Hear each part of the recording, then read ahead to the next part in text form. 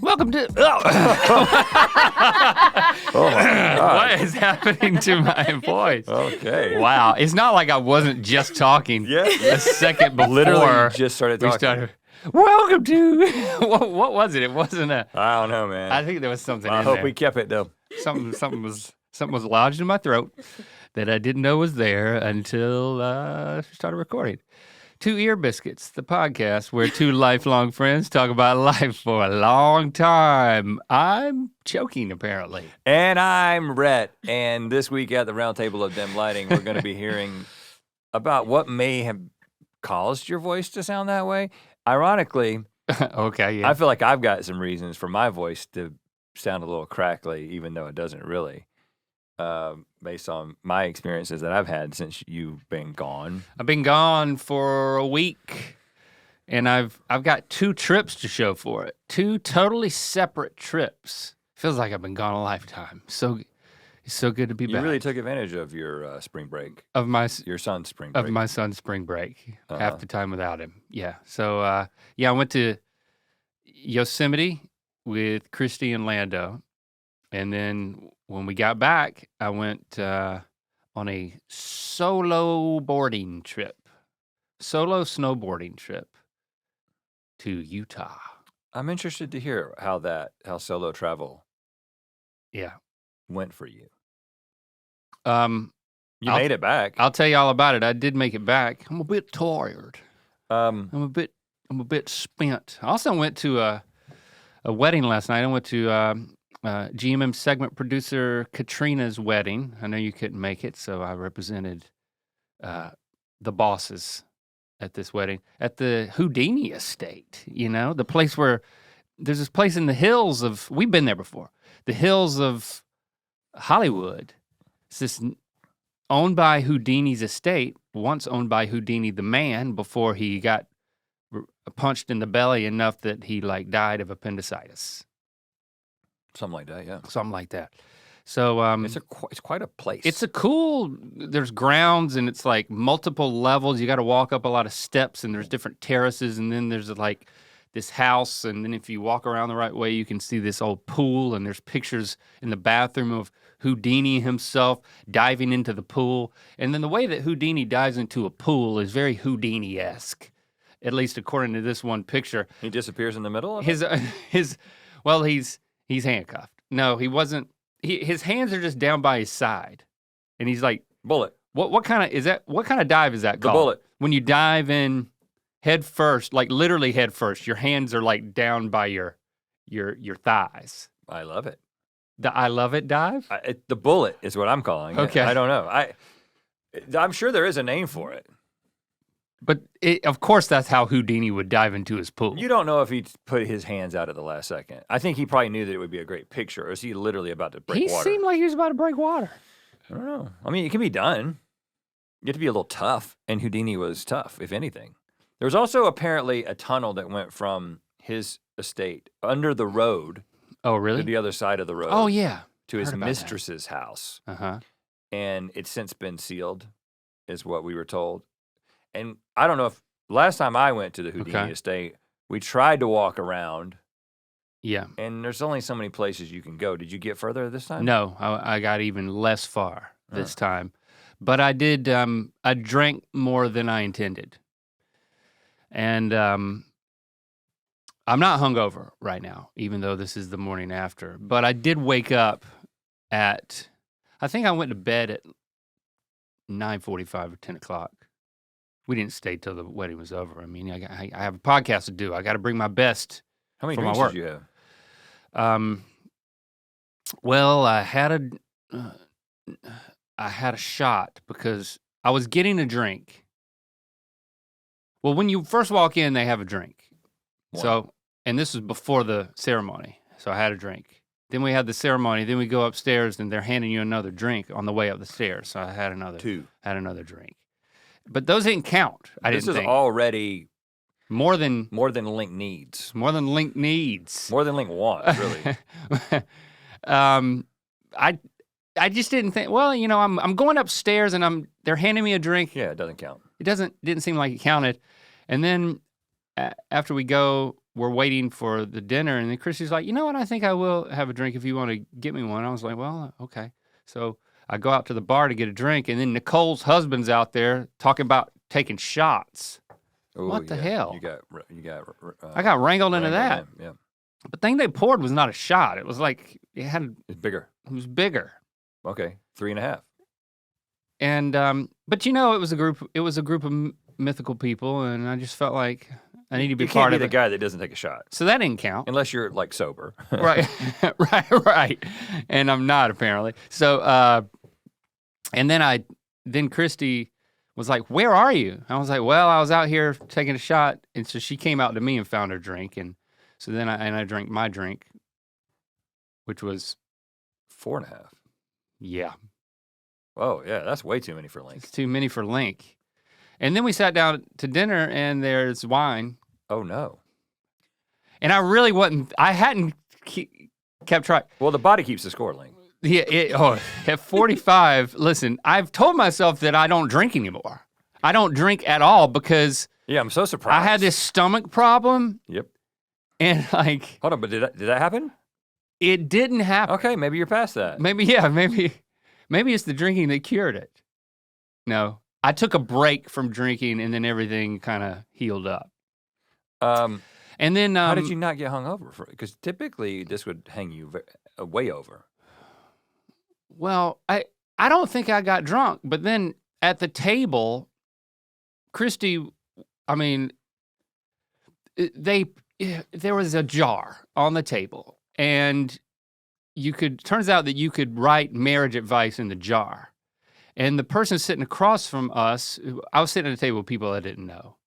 Because I asked Katrina to put me at a table with people I didn't know. Don't put me at the mythical table, because nobody wants to sit with their boss at a party, is what I told her. So she put me at another table. Okay. That's interesting. Which I thought was a favor. She honored your request. Yeah, she did. So the couple sitting across from us, she said, yeah, I already put some advice in there. We're not married, but I said, I'm not married, but as long as you're happy, stay in it. Oh. And I was like, what? Oh, this is shit advice. I was like, rip that shit up. And you know what I said? That's shit advice. And I reached in the thing and I pulled it out and I was like, I'm going to have to. That's somebody who hasn't been married. I know. Yeah. And so I guess it's maybe because I had had a few drinks. But no, it's because you're Link. Yeah, and I was like, this can't go in the jar unless I write on the other side of it something else. And I actually think that she didn't take the joke that well. Well, I'm not joking. Oh, I wasn't either.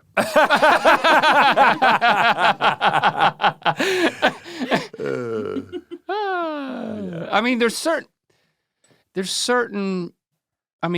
reasons to get out of a marriage.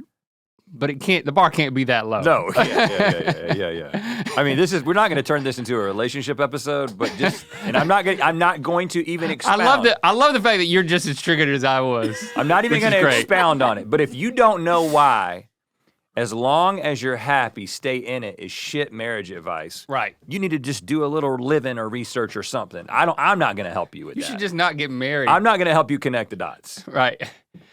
My advice is don't get married. And she wasn't, but her partner was there, her like boyfriend or something, and like I was like, wow, okay. Good luck. There were llamas at the wedding. Oh, is that a Houdini thing or is that a Katrina thing? It was a Katrina thing, and Katrina's got access to llamas. I'm just finding out. Well, her dog is a llama. No, her dog was there. I can't remember her dog's name right now, but her dog's been around the office, and her dog was in the wedding. Ring bearer. Well, there were 2 ring bearer boys, but then after that, there was the dog. It was just the dog, The dog played the dog. I know Katrina's dog. The dog came down the aisle. Mia, yes. Mia came down the aisle, and then... Did what? Well, then went to somebody. Oh, just came down the aisle. It wasn't a service dog. It wasn't doing anything. It was just coming down the aisle. No, Mia's not a service dog, but Mia was also not providing a service. In the context of the wedding, she was not a service dog. She was the wedding dog. I don't mean an official service dog. Yeah, okay. I love when dogs are at weddings. But where do the llamas come in? The llamas came in later. It was a brown and a white llama, and I'm still drunk. And they were dressed like a bride and groom, and they were walking around with the bride and groom at the after the wedding. Yeah, and people took pictures. You're making this up. No, man, no. And they were shorn in such a way. They were very cutely shorn, but it was kind of cold, and I think they got cold, so they went away after a while. But people got pictures. I think llamas can take the cold. They're like from Peru or something. No, those are alpacas. Alpacas have curly hair on their ears, and llamas have straight hair on their ears. I think they can still take it. Well, they were shorn. That's what I'm telling you. If they weren't shorn, they could have taken it, but one of them seemed to be shivering. Why am I talking about this? Because I'm not hungover, but at midnight, I woke up in severe pain. Oh, what kind? Head pain. Oh. Like, I went to bed with a little bit of a headache. You didn't take ibuprofen preventatively? I didn't, and that was dumb. You got to do that. So I woke up. It's just not a good feeling. I woke up, I took some, I went back to sleep. I woke up good in the morning. So. Did you... That's a good thing about turning in early. Did you look at your readiness score? No. And see how it got impacted? Because sometimes I'd be really interested to see how your readiness score was impacted by alcohol and what your HRV did. I mean, because I already have low HRV. Is that what we're doing right now? I have low HRV, but if I drink, it goes into the teens. Okay. If you had 4.5 drinks, and your HRV is typically pretty high based on what I saw. Okay, it's working. It's updating, so it's... Your readiness is 89, so you're doing great. I'm going by the book. Seems like you've been... This is not a sponsor or a ring. You know, it gives you this app and it tells you use your score. Seems like you've been getting the right amount of sleep lately. Good sleep helps you... click on the readiness down here. Readiness. It'll take you straight to... I'm doing good. Maybe I should drink more. Dang, your HRV is 85. How are you in such good health? I don't worry about it. I think that's what's bringing you down, bro. Now, click on it right here. Listen, I have this app. I never look at it.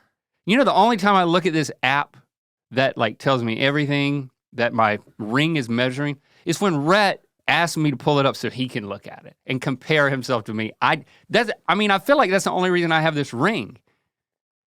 Well, I did get it first. Yeah. Well, Jessie got it for me because she heard about it and she knew I would like it. I have it so that you can know how I'm doing. And I will say, and what you can do, you can share your vitals. In fact, Christy and I were going to start sharing our vitals with each other because she also cares about it. But then we both decided that wasn't a good idea. Wasn't healthy. Honestly, I don't look at it obsessively. But one of the things that I've observed, and then I've actually visited the subreddit, the Oura Ring subreddit, and people talk about like, look at the impact that alcohol has on my HRV. And I've noticed it too, like 2 drinks, it'll send it way down. See, it has no impact on you. So you should be drinking like a fish. I had a headache and my face feels wrinkly. I feel older today in the face. Well, you aged at least a day. I think I aged more than that. I aged, in fact, I tweeted about this, how much I felt like I aged on a few nights ago. So here's the thing. This releases on April 8th. There's approximately a 2% chance. Okay. Based on where I stand right now, looking into the future, a 2% chance that today NC State is playing in the national championship. That we've continued our incredible run. Right now, as I record this, we've just gotten into the Sweet 16. Mm-hmm. We've won the ACC championship after losing like a bunch of games at the end of the season. Everyone giving up. People thought the coach was going to get fired. And this crazy improbable run that's, statistically speaking, the likelihood is that the run will end before we get to the end. But who knows though? But you're saying you gotta believe. If the 2% happens, then we are in Phoenix right now.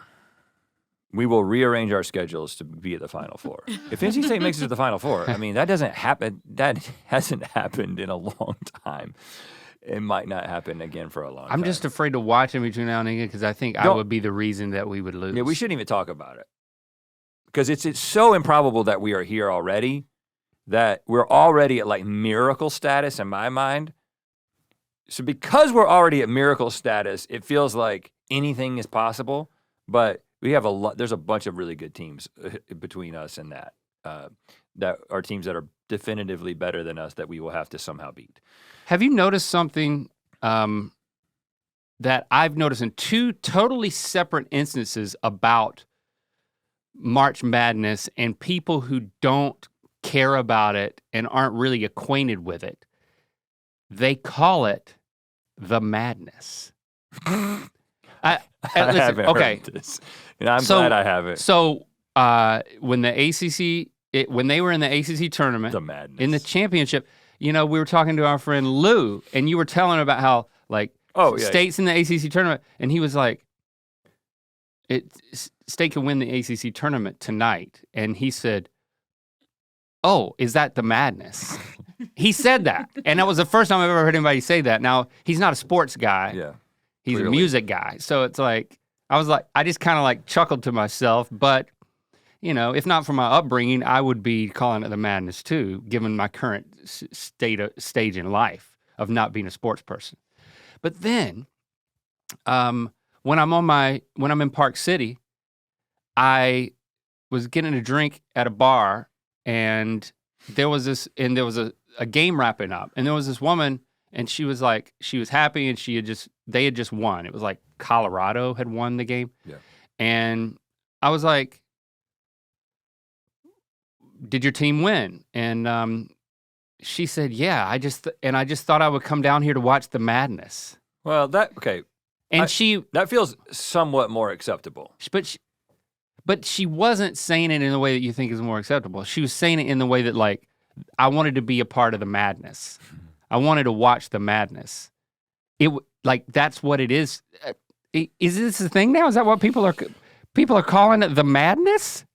Now, it is definitely possible that they're saying that on the broadcast now, but it's completely gone over my head if they are. Well, I've heard it twice from people who don't know what they're talking about. The madness. The madness. I think it's just the telltale sign. Because I was like, who's your team? She was like, Colorado. I was like, who did they beat? And she was like, and she couldn't remember, and it had just happened. The game was still on. Well, it's madness, man. Who knows what's happening? It's impossible to keep up So I was with. like, and then I thought to myself, well, she called it the madness, and she doesn't remember who they were playing, even though they're walking off the court right now. Right. And then she left, and I was like, well, okay. Well, as you can imagine, That's fine. As you can imagine, I am fully invested in the madness, and I would be watching casually if NC State wasn't playing. But let's talk about. We have to talk about that night they played the ACC championship because yeah, it's hilarious. So again, if you don't care about sports, just try to continue listening just to out of a anthropological fascination factor, right? Just pretend Okay. I'm from a different culture and I'm telling you about my customs, and you're just out of an interest factor. You're like, this is fascinating. I don't understand why he cares. Right. This is not just a story about Just be culturally sports. sensitive to this straight white dude talking about sports for a moment. Okay? Don't discriminate. Ear Biscuits is supported by Chime. Now, when you got kids that are a little bit older, like I do, you want them to learn budgeting, you want them to develop a positive credit score, and learn things like saving so that you can reach your financial goals easier and still have the occasional treat. With a Chime checking account, you get features like fee-free overdraft up to $200 with SpotMe, or getting paid up to 2 days early with direct deposit. Learn more at chime.com/ear. Here's how it works. You set up your direct deposit into your Chime account. After a qualifying direct deposit of $200 or more, Chime will notify you to enroll in SpotMe, and then with an activated debit card, Chime will spot you up to your limit when you exceed your balance. Your next direct deposit is applied to your negative balance. Chime never charges fees or interest for using SpotMe. To date, Chime has spotted members over $20 billion, and eligible members get complimentary boosts to increase a friend's SpotMe limit. When you give a boost, they can boost you back to raise your limit. Take more control of your finances and say goodbye to monthly fees. Open your account in minutes at chime.com/ear. That's chime.com/ear. Chime feels like progress. Banking services and debit card provided by the Bancorp NA or Stride Bank NA, members FDIC. SpotMe eligibility requirements and overdraft limits apply. Boosts are available to eligible Chime members enrolled in SpotMe and are subject to monthly limits. Terms and conditions apply. Go to chime.com/disclosures for details. Ear Biscuits is supported by Rosetta Stone. Do you want to learn Japanese? My son Lando does, because a lot of the shows that he's into, he's watching with subtitles. But maybe he can just learn Japanese and get right into it directly. So I'm gonna hook him up with Rosetta Stone, the most trusted language learning program available on desktop or as an app that truly immerses you in the language you wanna learn. They've used trusted experts for 30 years with millions of users and 25 languages offered, some of which include Spanish, Italian, German, Korean, Chinese, and Polish. Rosetta Stone immerses you in many ways and is built for fast language acquisition. There are no English translations, so you really learn to speak, listen, and think in that language. Plus, their built-in true accent feature gives you feedback on your pronunciation so you sound good when you speak. And it's an amazing value. You get all 25 languages for a lifetime at Rosetta Stone, and they're offering a 50% off. That's a steal. Don't put off learning that language. There's no better time than right now to get started. For a very limited time, you can get Rosetta Stone's lifetime membership for 50% off. Go to rosettastone.com/ear for 50% off unlimited access to 25 language courses for the rest of your life. Redeem your 50% off at rosettastone.com/ear today.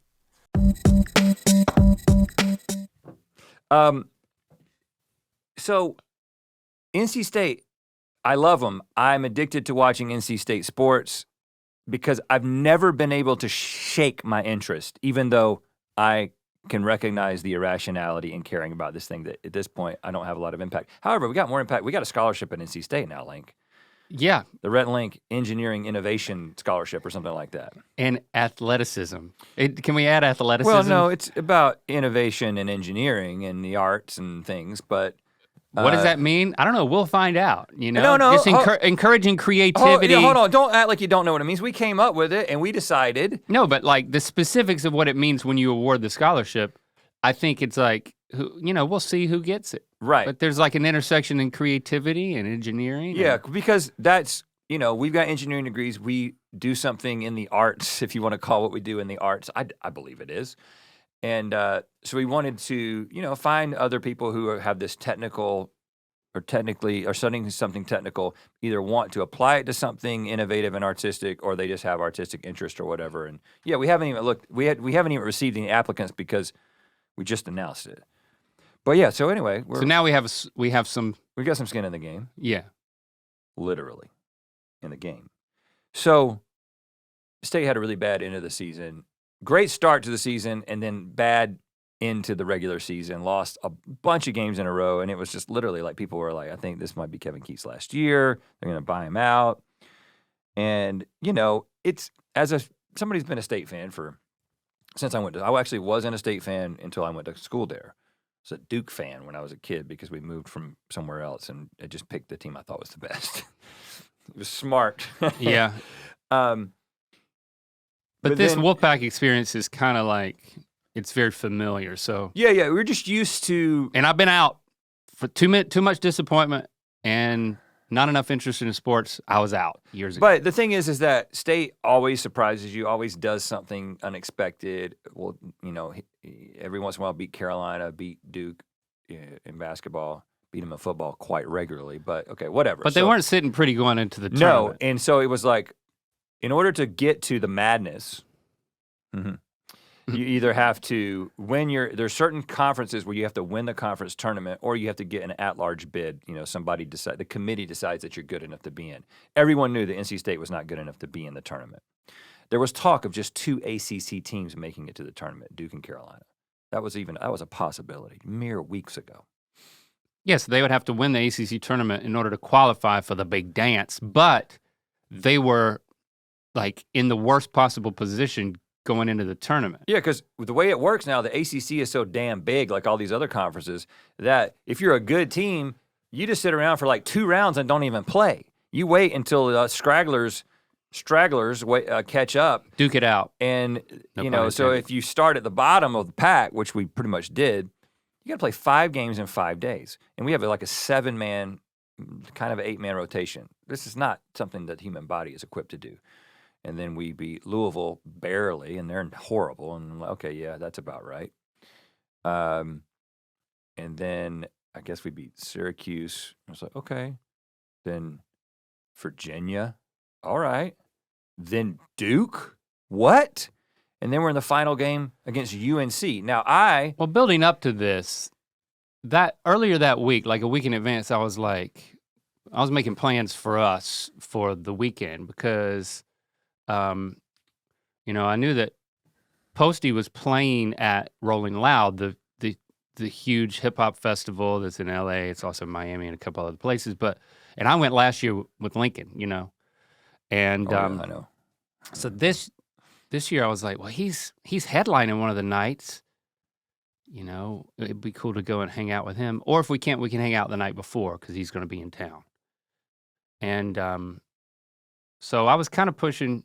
Well, I was pushing for one of those, and then I was like, "Can we do this?" And you were like, "Yes." And then it started lining up. And at the time, I was thinking, well, State's not going to be anywhere close to the finals of the ACC tournament, so I can make plans freely.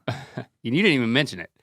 It wasn't worth mentioning. And then we got an Uber there on Saturday afternoon, and you're like on your phone in the car. I'm like, what's going on? You're like, well, you were watching the game. The game was starting. It started while we were driving. Which was the championship game Carolina. Of the ACC tournament against Carolina. And then I felt bad. I was like, are you sure you want to, you sure you don't just want to go back home? Well, I'll be honest with you. I wasn't going to, but I just emotionally prepared myself for us to get pummeled by them, because I was just like, man, we got nothing left in the tank, and they're better than we are, and so it'll be good to be at this concert. I was scared to be like, well, I'm not gonna go to Rolling Loud so I can watch us lose. It just felt like I'm setting myself up for disappointment. Right. And of course, what ends up happening is we were playing great right out of the gate. We a pretty healthy lead earlier in the game, and I'm like, shit, we could win. I will probably run out of gas in the second half, though. This is how every State fan thinks, right? There's literally a term for it called NC State shit. That's NC State shit. Just when you think that nothing can go wrong, something does go wrong. Your best player gets hurt, something like that. Now, every college thinks that this applies to them, right? Everyone has this myopic view, right? But I really think it's true. It really is. and so we're showing up at the venue, and we're getting access backstage, and you're on your phone. It's by this point, it's over halftime.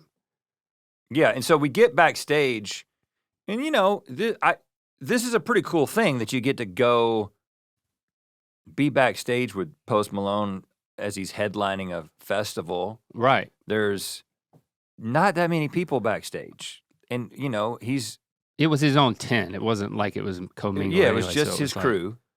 And he's always very gracious, and we always catch up, and, So what I found myself doing is being like, oh, shit, I got to keep watching this game. And so, because they kept winning. We get down to there's 5 minutes left. And at this point, this is when I took my phone to Austin, to Post. Right. And I was like, my team's about to win the ACC championship, man. I was like, I have to show you this. It doesn't matter what you're about to do. You're about to do a concert. He's on a million of those. How many times has this happened to us? It's something very special is happening to us. I also wanted him to know that I'm not the guy that's on my phone at your get together. Right. I don't do that. The reason I'm over here in the corner, you were in the corner on your phone, looking at my phone and going yelling to myself. is because history is being made in my mind, right? And so, of course, he was like laughing about it and like very much into it. Because he's a Cowboys fan. Even though he had no point, like I don't think he cares about college basketball as much.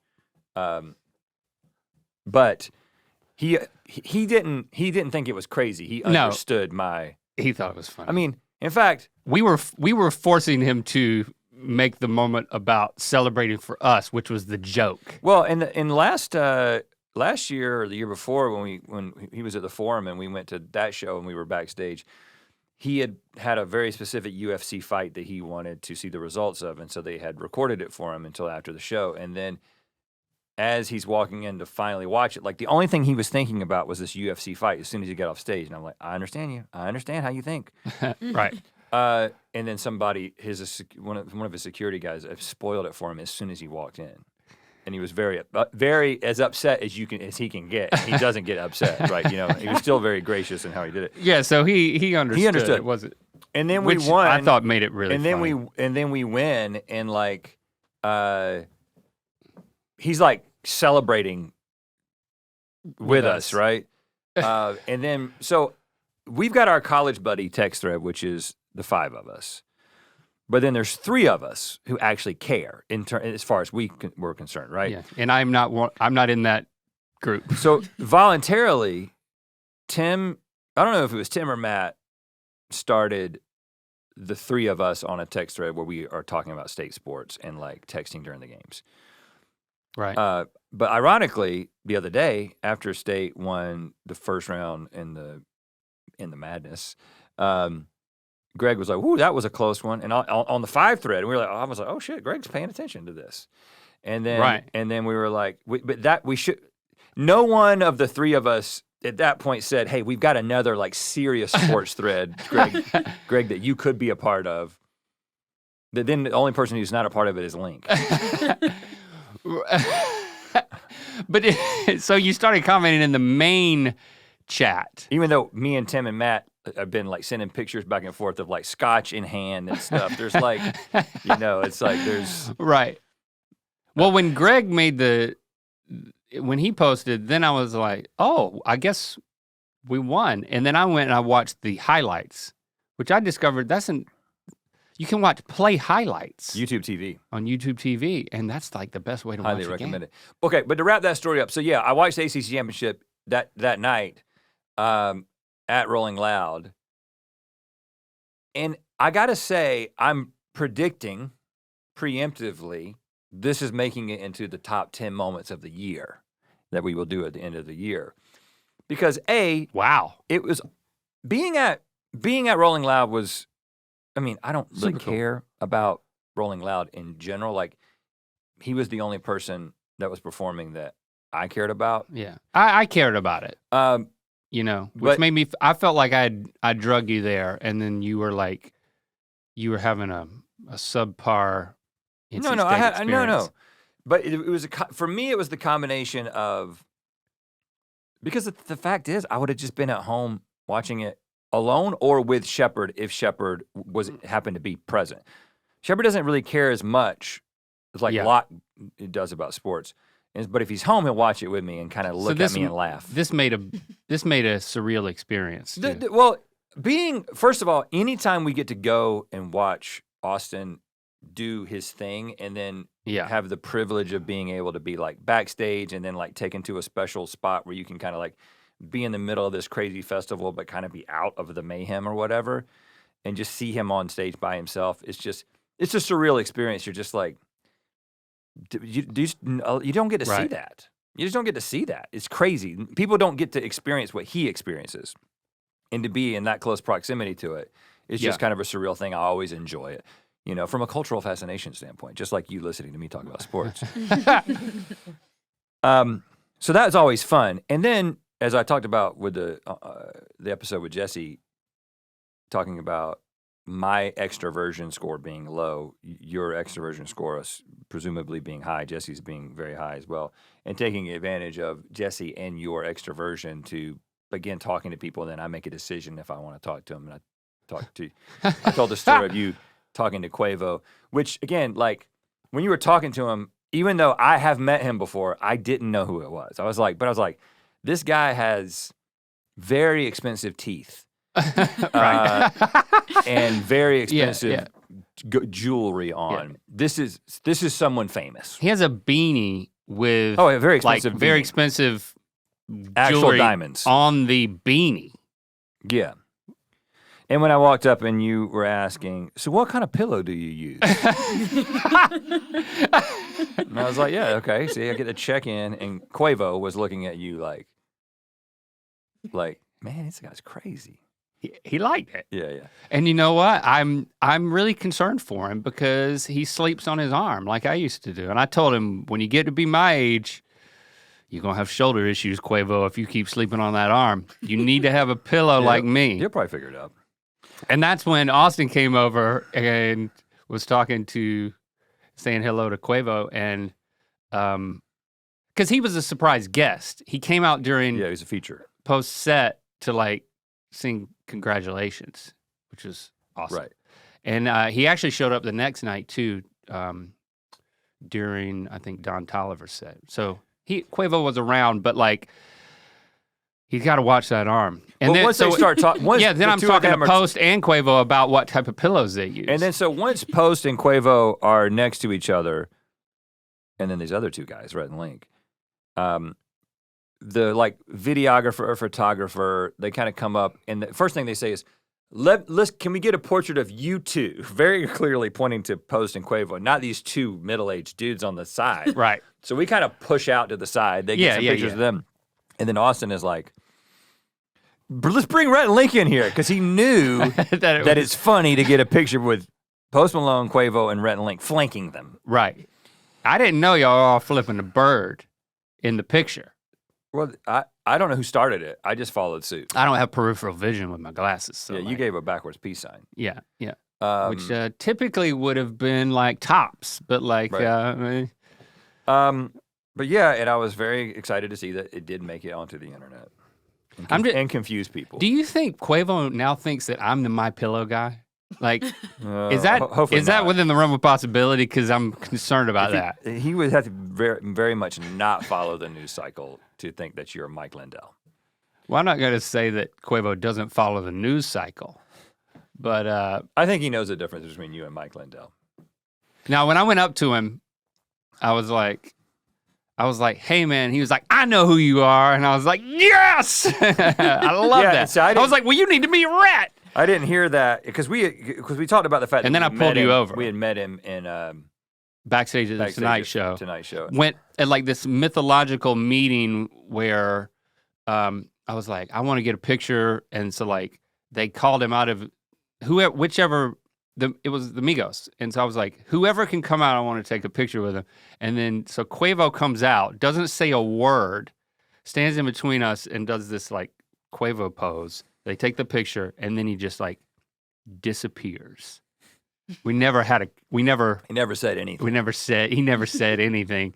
And so that's the first thing that I was telling when you were, I was like, you were like this mysterious ghost figure. But the last thing he said was, I guess next time we see each other, we'll get a picture. That can be our thing. So I really hope that does become I think that's our thing. I got a thing with Slump God too. I got a picture thing with him. Yeah. He takes, Ski Mask the Slump God takes a picture of me every time he sees me with his chain. It's got a name. His Millennium pendant. It's got I saw people talking about it. I know, everybody talks about it. Certain name. Well, if you're going to wear it, you really need to know the name for it. It's a bit heavy to wear for long. So anyway, I'll wrap up. That was fun, dude. And we won the ACC tournament. So there's a lot of really incredible things. So, Tim is like sending his picture of him with his scotch. And I like take the Bud Light from Backstage at Backstage and take a picture of it and send it to that thread. But then, of course, we make it into the tournament. We make it to the Madness. We win the first round. We win the second round. As we speak, we're going to the Sweet 16. And I watched both of those games at home with Shepard. And Shepard is like, I get so crazy. I yell so much. I mean, my voice is still a little bit crackly because I just. Does he laugh at you? Yes, he laughs at me. Okay. He literally just laughs at me the whole time. And the funny thing is, he thinks you're weird. But did you explain to him there's a whole culture of people who do this, and they're called fans of sports? He understands that. But the funny thing is that I watch with my little wolf pack, Sean and Barbara, and every time I go crazy, they just start barking. It's like they're like, Daddy is excited about something, so we're gonna bark. So it's just like every time something exciting happens, the dogs just you go got nuts. your own wolf pack. But I think that's cute. I'm yelling so loud. I'm relatively certain that the neighbors. No. I think so. I think if you're walking on the street in front of my house, you think somebody's gonna call the cops on you? I don't know. I don't know if you could tell the difference between somebody like being murdered or somebody watching sports. I think if you can't, then you have a problem. I think that there's a difference, and I don't get that. I mean, I got mad a couple of times. I got mad. I will admit that I got mad. It's funny. It's fun, but it's the fun to get that emotionally involved. I guess the announcers, man, like Tim, our friend Tim, he watches. He won't watch it. He can't watch it. It's too much. He just listens to the radio broadcast. Really? And then if we win, he goes back and watches the game. But also, he can't take a lot. My dad can't take the national announcers, the stuff that they'll say and the ignorant stuff they'll say. And I sympathize. They don't know anything about every team or whatever. And everybody if it's your team playing, you take it very personally if they say something about one of your players, your coach or something. So if you listen to your biased broadcast while watching, but that you can't really do that anymore. You could do that back in the day when the feed of the TV it's and out of the sync? radio were coming at the same time. But now, because everything comes through the internet, it's too far behind. Huh. So your video feed that you're getting isn't as real time as your like over the antenna broadcast that we had as kids, which was almost instantaneous. So you can't sync it up with the radio. I guess there's with your probably favorite people who broadcaster. figured out how to do it, but I have not. Creating an audio delay. Because that's also streaming. Because it's the you remember the voice of the Wolfpack, Gary Hahn? Yeah. This is his last year. He said it. This is my last year. Oh. And this wow. historic run is happening. So we'll see. Good for him.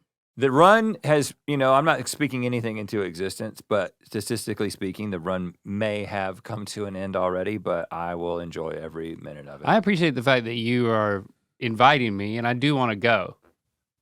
Don't fart with your hand when I'm talking. Like, why? This is becoming a habit.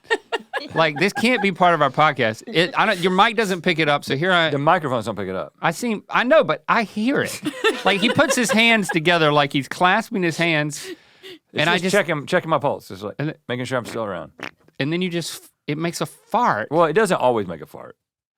Most of it just does that. But it's a habit of yours now. I mean, well, you only hear it when I have a fart. Were you doing it on purpose? No. You did it. It's you did it. I'm testing to see if I can still make one. No, it's a tick. Stop. Well, now that you're talking about it, I kind of want to do it. But I'm just telling you, you have a problem. You're not even knowing you're doing it. Yeah. You didn't know you were doing it. Yeah. I was talking. Yeah, I didn't know it was making noise. But you like this. You like the feel of a fart in your hand. No. I like the feeling of my hands coming together in a little air pocket, and it usually just goes, and then 1 out of 10 times it makes a fart noise, and you just happen to hear those. If I don't stop you now, you would just think I was just clasping my hands. You're doing it too. Yeah, I'm imitating you. Yeah, you watch out. You're gonna be farting too.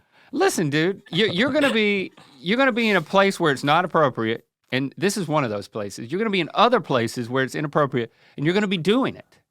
Probably not. I'm pretty good in it's gonna happen. Mixed company. With dignitaries around. I mean, it's not far from being so like if you fart so much, like real fart, butt fart. You get to the point where you just like sometimes you just let it rip in the wrong place in front of the wrong people. I'm pretty fart conscious. Not the most conscious, but kind of conscious. But I'm telling you right now that this hand fart is just in some ways worse. Okay. because Well, it's weird. you know, if I do it again, you can slap me Listen, on the and back this of is the coming head. from a weird dude. Well, Listen, that's it's just for like, sure. this should be a wake-up call for you. The weirdest dude that in your life is telling you that you're being too weird about something. Stop it! Stop it! Okay. I won't do it again today. But keep your hands apart. I can't do it if I put the right hand over the left. Just don't. So I'll just make a note to do that. I don't. But even that's weird. Even when it's doing a silent fart. This isn't weird. I'm just holding my hands. But you're pumping. But listen to it if I do that. I don't. You hear that? Just a little. That's a little. I know it's a little escape of air, but it's like you're pumping your hands together. Let's move on. I want to hear about your trip. Now, I don't want to move on until you take your hands apart. Like, keep them apart. There you go. Don't put them together. You can't do that anymore. Now I'm going to tap. Go to mythical.com. We are always releasing new clothes, pins, and stuff. Well, we've got this GMM collection, right? So we try to do It's nice. like a capsule, if you will. We like to have Check it out. GMM merch that kind of is always at the store, right? And it is renewed from time to time. And this design right here, Classic. people love this, and they've requested it. And everybody was requesting a zip hoodie. We gave you one. Mm-hmm. So there's 4 new pieces added to this collection, 2 new pens, 2 new apparel, and these are pens that are not part of the pen of the month, as far as I understand them. 2 new apparel pieces featuring this. We're calling it the Minimalist Graphic. If you haven't been to mythical.com lately, go check it out. I mean, every few weeks there's something new. It's always a surprise. Go check it out. March is a great time to go to Yosemite, is what the internet says. There's no crowds. Yosemite is according to many, the crown jewel of the U.S. National Park System. Mm-hmm. And in terms of like glacier-formed rock spectacles, one of the most amazing sights you can see on the planet. I've been there twice in college, and then when Lily was a baby, when we were in Santa Cruz, and you and Jesse were there too. So I know you've been there at least once. Maybe you went as a kid. Once as a kid, and then once as... So it had been a long time since I'd been there, and for Orlando Spring Break, I was like, you know what, let's go. We thought we were going to do the Sprinter van thing, but they're having so much trouble with like regulating crowds that there's so much reservation system stuff to like, if you want to camp in the park, then you have to reserve, and this has been going on for years, like it's either a year in advance or 9 months to the day in advance. Like They fill up immediately. And then if you don't get that, then you got to wait till like the last minute, and you're not guaranteed to get a camping spot. At this time of year, they are not regulating people coming into the park, but over the next few months, as it goes into summer, in addition to camping reservations, you have to have a reservation just to go into the park, because it's so popular and it gets so crowded that it's just lines and lines of cars, and it kind of compromises the experience. But going in mid-March was like presented as like a really great option. Everything's not open because there's still snow at the top at like elevation. So a lot of the trails that would you can't hike Half Dome at this time of year because it's closed. And who would want to? Because of snow. Who would want to put themselves through that? It's kind of a bucket list. I'm starting to feel like it might be a bucket list thing for me. Like I'd like to do it. How hard is it? I think Seriously. It's really hard. I mean, for me, I think it'd be really hard. Well, you're in optimal health based on your aura ring. Well, based on how sore I was after what I did, which wasn't that. It was, and I'll tell you about it. I don't know if I could do Half Dome, but as a college student, I hiked to the top of Yosemite Falls, and I thought I was gonna die. And that was arguably when I was in the best shape of my life. That was hard. I mean, it's the tallest falls in the U.S. Absolutely beautiful. But anyway, when we went, there was nobody there. Nobody there.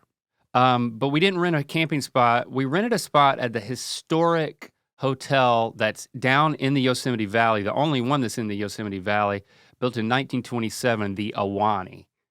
You know, you can stay in rooms where like presidents have stayed, and it's just an iconic spot. We check into our room. It's not fancy because it's so old. So it's fancy in an old kind of way. Kind of like if you go to like the Biltmore Estate in North Carolina, you know, when you go there, it's like got all this history and it's like huge and the architecture is amazing and like there's rugs and stuff everywhere and it's it's got that vibe. It's that lodge type vibe. Yeah, and they've kept it all in that same type of vibe. You mean the Grove Park Inn? The Grove Park Inn is where you can Biltmore stay. Estate is like the Grove Park like Inn is the place where you can stay. That's what I meant. So it was a cool vibe, and our room, like I looked out the window of our room, and it's just it's like a framed photo of Half Dome just staring at you. Like right out the window. And then the sun set on it, and it was like it was on fire. It was the best view I've ever had from a hotel window, and it was pretty amazing. The fact that that was a cool place to stay. We stayed there for 2 nights. So like we're driving into the valley. It's absolutely beautiful. There's snow on the mountaintops, snow on Half Dome, and the next day we get up and I'm like, you know what? We're gonna do the Mist Trail hike. This is what I pulled up a video the week before, like an 8-minute video. I was like, Lando, this is where we're going, just so you know a little bit about Yosemite. Mist Trail? And then the Mist Trail takes you up to let's see. It's not Nevada Falls, but it's the one right before it. There's a falls that it takes you to, and like the falls, like, you know, kind of makes a mist. And there's 600 steps, and you're like walking beside the falls, and you can go from the bottom up to the top. And Lando was like, I want to do that one. And I'm like, yes, that's the one I wanted to do. And Christy had already turned in for the night, so she wasn't a part of these plans. Well, she's part of the plans, but she wasn't a part of the planning. Yeah. And I'm looking online, and I'm like, well, I got to be ready. There might be some ice on the trail. And I'm like, crap, I think I need some crampons. And I told Christy, I'm like, we need crampons. And she's like, is that like a feminine product? It's like, what? Yeah. It's a tampon you just cram in there. I was like, no, it's like grippy stuff you put over your shoes, and some of them are spikes, but like these were like more like yak tracks. So I bought these like special things, and I'm like feeling good about this. And so we go out, we go to the information place and talk to the park ranger, and he's like, yes, you can't take the 600 steps. They're closed for like rock fall risk this time of year and ice. So you've got to take a detour up the John Muir Trail in order to go all the way around and like get your way up to the top. But instead of going up the steps, you're going like up the mountain. I was like, oh, that'll probably be easier. And you know, just to skip forward to the end of this for a moment, nobody died, but 5.5 hours later, we got back down. Oh. And I thought you were gonna say got to the top, and I was like, okay, no, that's a problem. And we ain't used to hiking, the 3 of us. So I'm not just gonna put this on Christy. It was like, I was like, the weather was perfect. It was like 65 degrees and sunny, and it was beautiful. But then you start taking this detour trail, and it's like switchbacks and switchbacks. So how much water does a Neil drink on a 5.5 hour hike? Because I would think it's more than you can carry.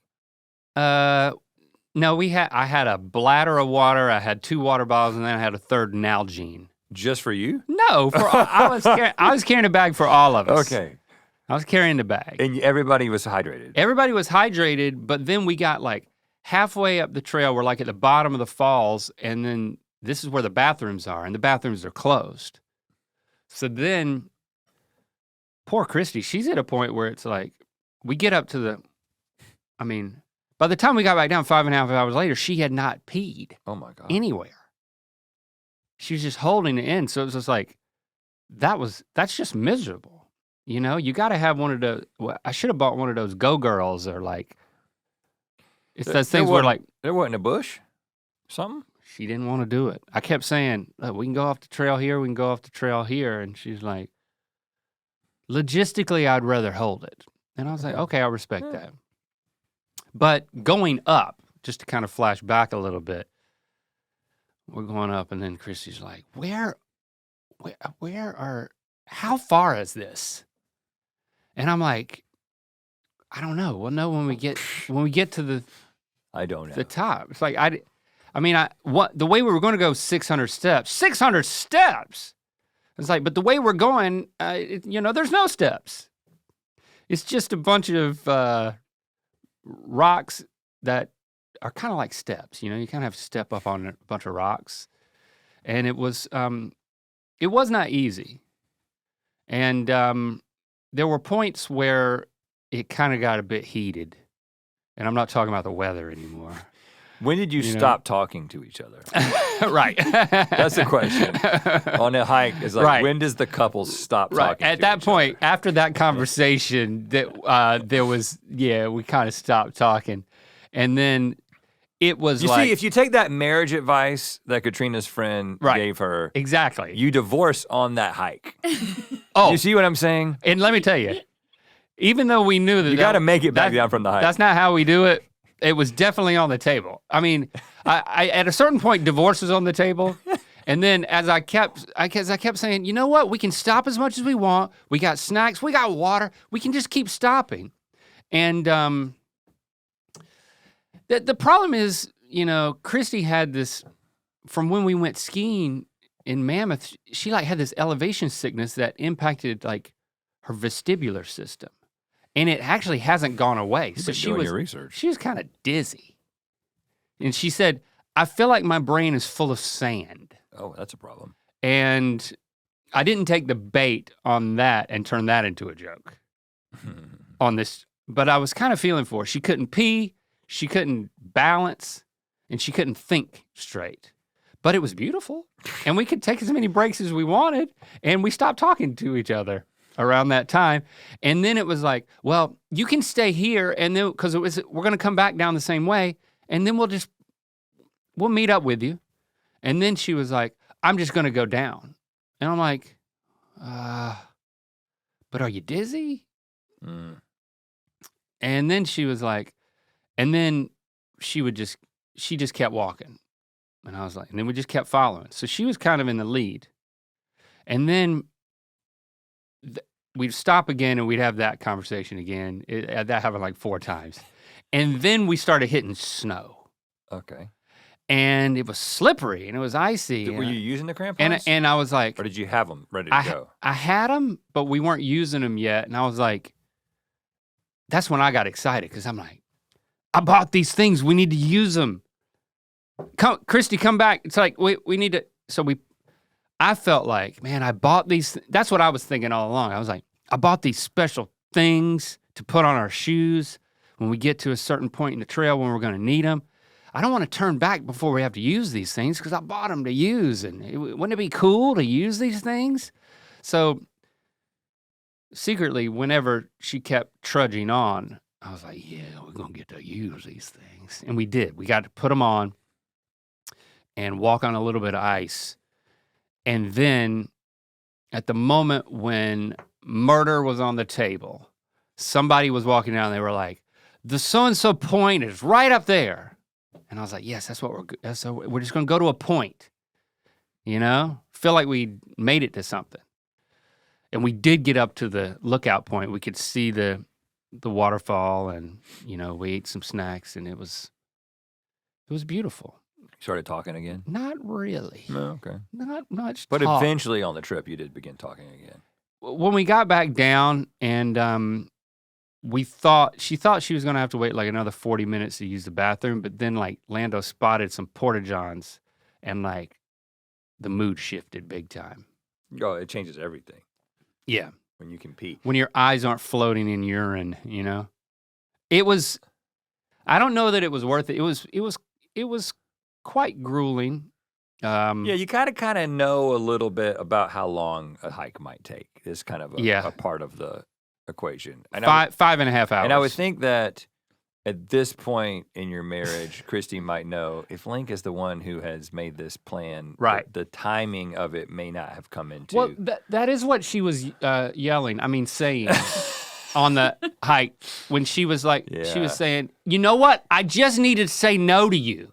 Right. Like, I know you, and I know that you're going to drag me into something, and I can say no. I can say, I don't want to do this, but I didn't. So she was kind of beating herself up, and I knew to keep quiet at that point because I was like, if I agreed, it's kind of a catch-22. It's like, I don't know. It's like, was I saying it was her fault for being here? What was Lando saying at this time? He was, he's the one who said he wanted to do the hike, and he was fine with it, but he was a bit. Did he also get quiet? He got quiet. Yeah, we got quiet. But I mean, it was a good story. It was like, for us, it was a memorable experience. Like, that's what I was saying when we were driving back. I was like, we slept on it that night. We had a nice little hike to the bottom of Yosemite Falls, which is beautiful, the next morning before we drove back. And I was like, years from now, what are we going to remember from this trip? And then I just left it open-ended. And she was like, well, the Yosemite Falls was beautiful. The hotel was very memorable. And she didn't mention the grueling hike. And I'm thinking, the only thing, just go ahead and say it, the only thing we're going to remember from this trip years from now, maybe for the rest of our life, is having to pee for 5.5 hours and going, like, hiking up snow with these crampon devices and, like, not being happy with each other. That's what we're going to remember, but we're going to laugh about it. I didn't say any of that. It's too early. I'll say that in a couple of years. But I feel like it was a victory. Yeah. We made it to the top. If that's your, we made it to the top. If your goal in any given scenario is to remember it the hardest. Yeah, we're not going to forget it. There's a lot of things. There's a lot of choices you can make. Yeah. And so this kind of explains why Christy and Lando were totally fine with me taking the second half of spring break to just go off by myself. Right. She did say, no, I'd rather not do something the second half of the week. And it was like, so I think it's a nice bit of freedom that we both have to say to each other, if you're into that, go for it, but I'm not. And that's what they both said. And they had a great week, just like they're watching Schitt's Creek, which apparently gets good and they like it. That's their thing. And then I'm like, I'm going to Park City and I just want to snowboard by myself. Our high school friend, Eric, is there. I met up with him. He gave me his pass. He was like, oh, I can take off work and go skiing with you Thursday, maybe Friday too. And I wrote back and I was like, well, I was kind of excited about going snowboarding alone. And I was like, I hope he takes this in the right way. And then he was like, okay. And then I was like, but he took me, so Thursday I skied alone. But then he was like, I really want to take you to Snowbird, which is another ski mountain that I'd never been to. You have to drive, it's not there at the canyons. It's not in Park City. You got to drive out and then drive up another canyon. But it was really cool. It was like a totally different vibe. It was steeper. There were basically no greens on Snowbird. What, blues? Yeah, and I'm more just a blue guy. But some of the blues felt more like blacks from Park City. But I had the day to warm up and I didn't hurt myself.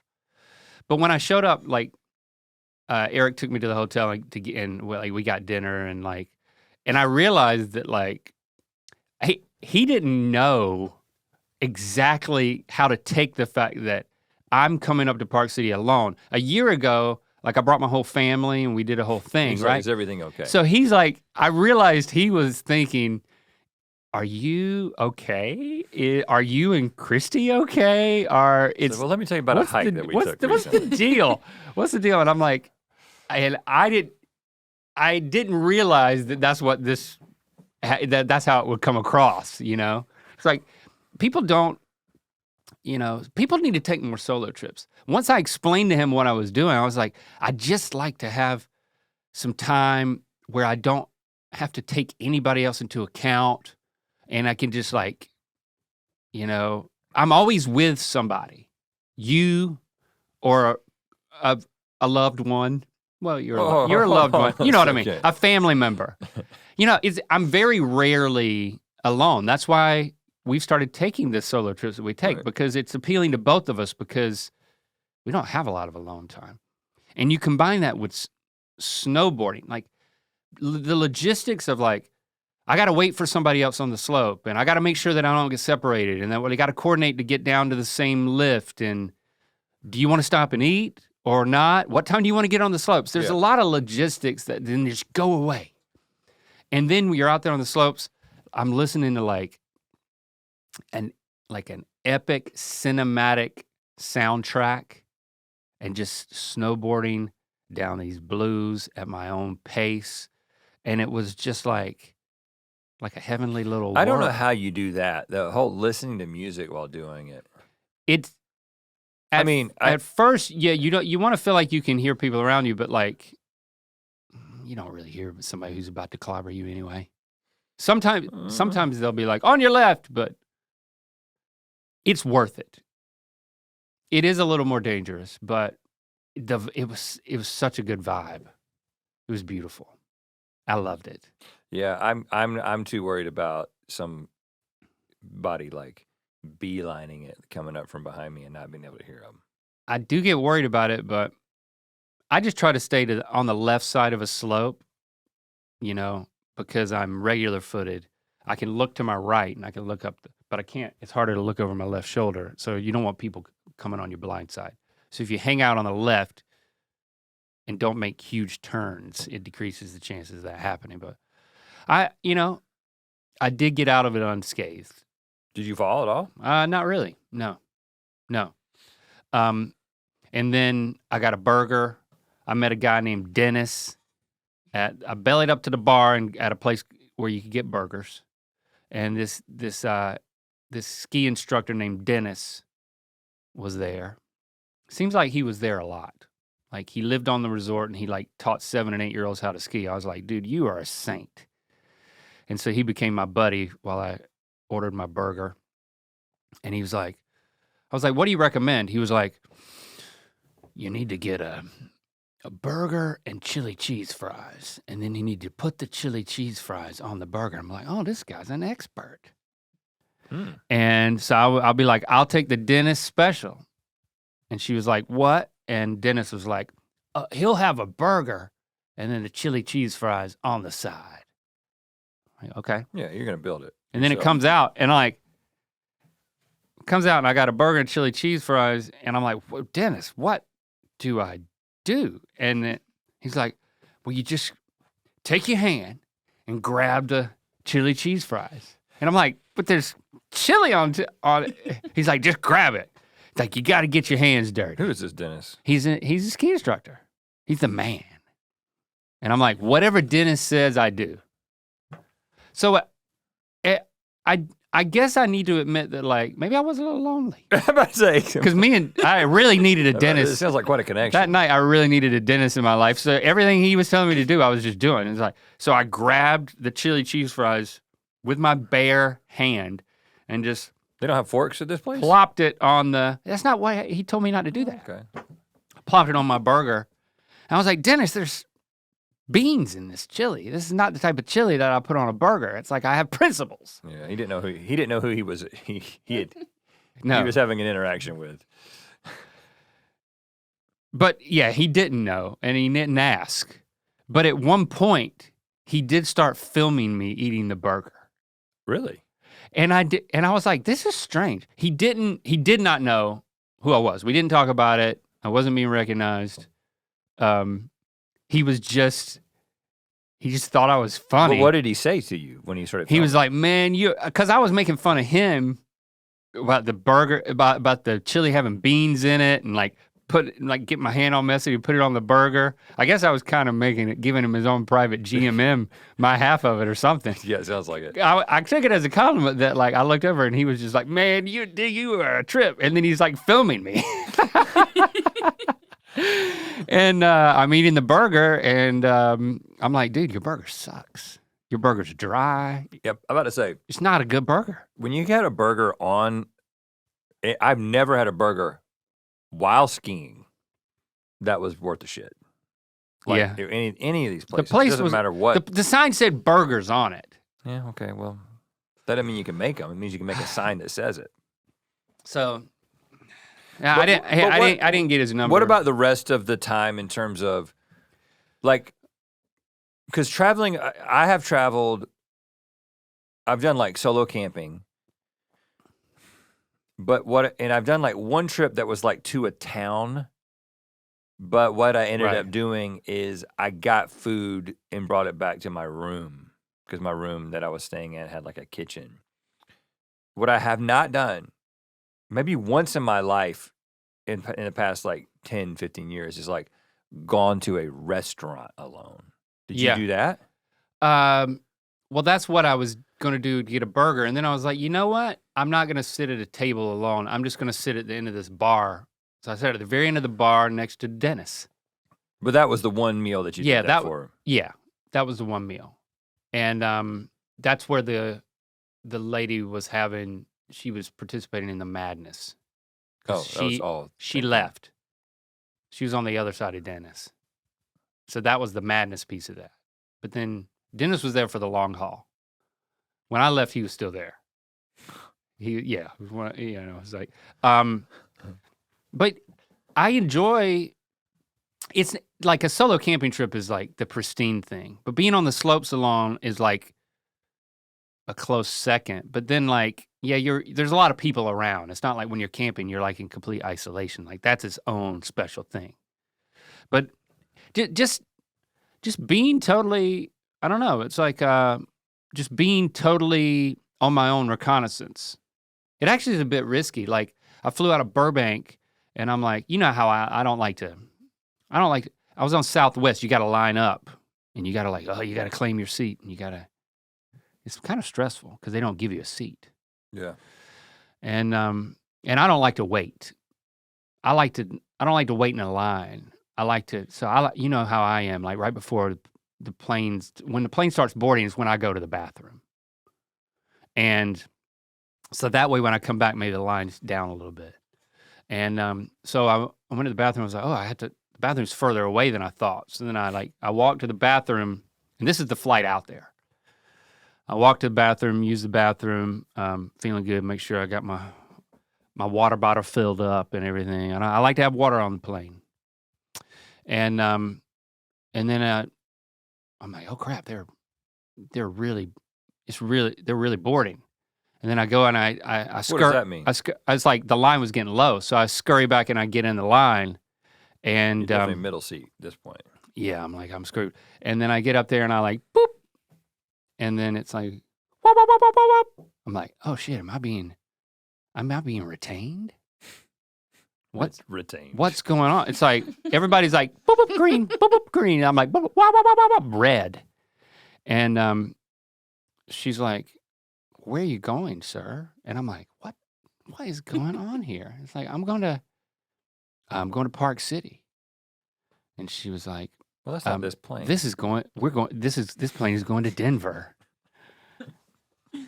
And I'm like, oh shit. Man, Link alone, man. And then it was because the bathroom was further to get to it. It was the bathroom's fault. So then when I came out of the bathroom, I thought the bathroom was now closer to my gate, but it was one gate over. So then I run back to my gate, and I'm like, okay. And it worked out. And it was green there. Yeah, it's like, I mean, it's like... it usually figures itself out. It figures itself out, but it happens, a lot of it happens last minute for me. It's like, harkening back to 2 weeks ago when we were talking about like the whole gas thing. Yeah. It's still working out for me. Like not planning ahead. You made it. I'll plan the right things. Like I bought crampons, Right. but I'll get on the wrong flight if you don't watch me. I will go to another city. And back in the day, that would have happened. back in the day, you would have just been on the plane, right? Yeah. You would have just gotten on. They didn't. There's ask no any security. questions. They took your ticket, but they didn't scan it, so they probably didn't look at every one of them. Yeah. And then you get off the plane and you're in the wrong state. Yeah, that would have complicated things. Crampons or not. I could have gone skiing there in Denver. Or wherever it was Yeah, going. but where'd your snowboard go? Right. Oh, I had a good time, man. But I'm glad to be back. I do miss Dennis a little bit though. It doesn't sound like you should. Well, just because he doesn't. I mean, it's a good story, not a good time. He's got It's like, bad taste in burgers. I've had good burgers. He's got a weird. He's trying to make this bad burger good. I needed a bad burger. These chili fries on it. The thing He's is, filming you without asking. I like talking to Dennis. strangers. I think that's part of it. I like talking to strangers. Yeah, you do. This is exactly what I was talking about last week, and because Jesse does as well. But you don't like talking to Uber drivers. No, Those strangers, you don't talk to those strangers. I don't. I like talking She does. I like talking to. I like getting a reaction from strangers. I think more specifically, like I took it as a compliment that like Dennis started filming me eating the burger because he thought I was funny. He didn't want to forget me or something. I don't know. Maybe you wanted evidence, just in case. But I mean, I don't know. I like strangers. It's when you get to know them that it becomes a problem. I think it's good for you to travel alone because I can imagine that the tenor of the interaction with Dennis, up into a certain point, if I was there, would have made me uncomfortable. Right. Because I would have been like, he's giving this guy shit. Exactly. How's he going to take it? Is he going to get mad or is he going to start filming him? Right. And I knew I eased into it. I knew he was the type of guy that he could dish it out and he could take it. I like meeting those type of people. And then there's like no stakes. I don't know, and then it's over. Well, you sound like you might need to have like a alter identity or something like an alter ego. No, I think it's, I just get it out of my system every now and again, and then I go snowboarding by myself. Yeah, I don't think I'm gonna do the snowboarding, the skiing by myself thing, but because I'm afraid that if I fall and get hurt, I kind of need the person that I came with to be the one that I then interact with. I don't want to be the guy on the side of the mountain moaning and just waiting for the next available person. Oh, I need help and I'm by myself. See, but see, that's why I'm good with strangers. Yeah, I want to have. A stranger doesn't know that I don't deserve to be helped because I've got myself into this situation. I want to have a phone where I can contact a person I know and then they can come and they can interface for me. You know what I'm saying? Even if it's Shepard, it'd be like, Shepard, you talk to Ski Patrol. I'm not saying anything. And maybe you turn over a new leaf. There's something fun about depending on the kindness of strangers. Yeah, and I do not like to do it. Leave it to me. Oh, okay. Well, there you have it. I think I'm supposed to have a rec this week. Casey Musgrave's new album, Deeper Well. My favorite song on the album is, right now at least, is the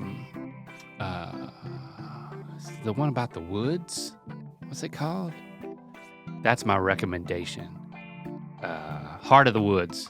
Heart of the Woods is my favorite song on the Deeper Well album. It's good on earphones. What are they called? It's good while snowboarding? No, I listen to it just in bed, just with my... It's good in bed, the new Casey Musgrave. It's good in headphones. It's good in bed. Yeah, it's ethereal. So that's my recommendation. Hashtag Ear Biscuits. You want to call us? 1-888-EARPOD1. Hey, Rhett Link, it's Carson. I just got done listening to Link's driving fail, and I feel like you tend to see the car that you're in possession of like more than any other car. You just notice it more. I have a Kia Soul, and I see them everywhere, and I refer to other Kia Soul drivers as my soul sisters. So you just got to make it fun, you know?